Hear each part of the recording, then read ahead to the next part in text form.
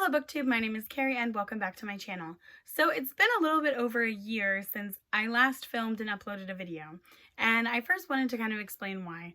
So there's been a combination of personal things related to work, starting a new master's program, some reoccurring health issues that all just kind of made the last year a little bit crazy. So considering all of those things, what was my reading like in 2021? Very, very sporadic. I think I read for a total of maybe 5 or 6 months of the whole year. And that was definitely like sprint reading where I was in the mood to read, was reading multiple books within 1 week, and then just kind of not reading for like 2 months at a time. So not exactly the best trend, but I did still meet some of my reading goals for last year. The first of which was to read 50 books. And I actually surpassed that goal. I ended up reading 51 books, which totaled to, I think, 14,773 pages. And of those 51 books, 24 were nonfiction, 21 were fiction, 4 were poetry collections, 1 was a play, and 1 was a graphic novel. I was reading different types of books as well as very different genres within the books that I was choosing. And I had 10 books that made it onto my favorites list, which I will be talking about in my top 10 of 2021, as well as an average rating of 3.8, which is pretty good for me. So now that I've gone over all the stats, what were my actual reading goals beyond just 50 books? So first, I wanted to complete the Pop Sugar Ultimate Reading Challenge, which is a challenge with 40 regular prompts and an extra, I believe, 10 advanced prompts. And I only fulfilled about 21 to 22 of the prompts out of the 40. So a little bit over 50%. However, I did have multiple books on my shelves, whether that be my physical shelves, my e-reader or audiobook, that fulfilled at least about 10 to 15 more of the prompts. So I didn't really feel like this challenge was actually like pushing me outside of my comfort zone of reading.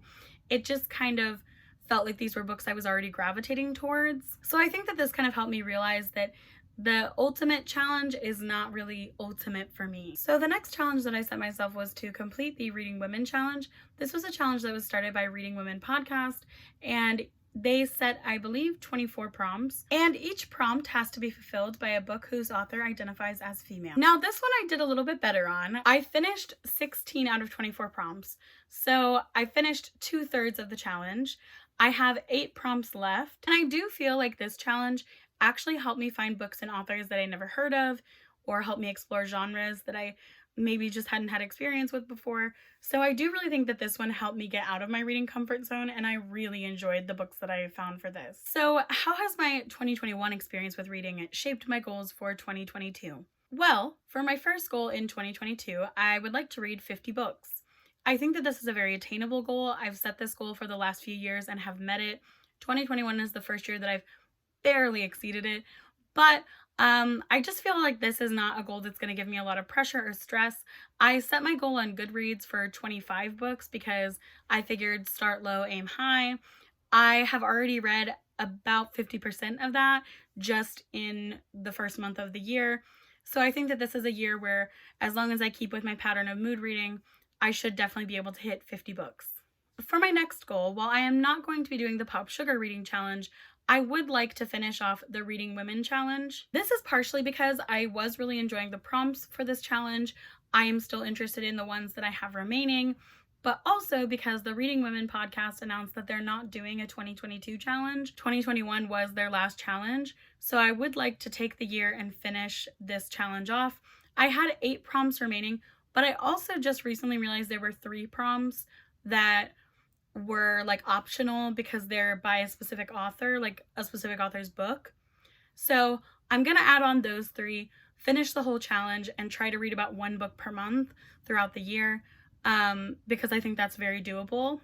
My last real goal is that I would like to read more poetry in 2022 than I read in 2021. In 2021, I read 4 poetry collections, which doesn't sound like a lot, but I am someone who has really struggled to get into poetry, and I never really felt like I connected with poetry that well.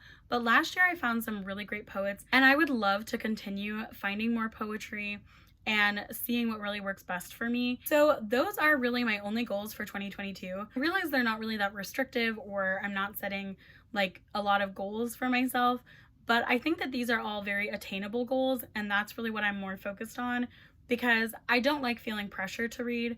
I very much want to enjoy my experience reading and see it as just kind of a benefit of having this time to read instead of having to push myself to finish something or having to push myself to read so many books in a month. I think that this year is just more focused on enjoying what I'm reading, and I am perfectly happy with that. So I hope that you guys enjoyed this video. Thank you so much for watching. If you have a reading goal for 2022, let me know in the comments below. I'd love to hear your goals, and I wish you guys a happy reading in the new year. Bye! Thanks!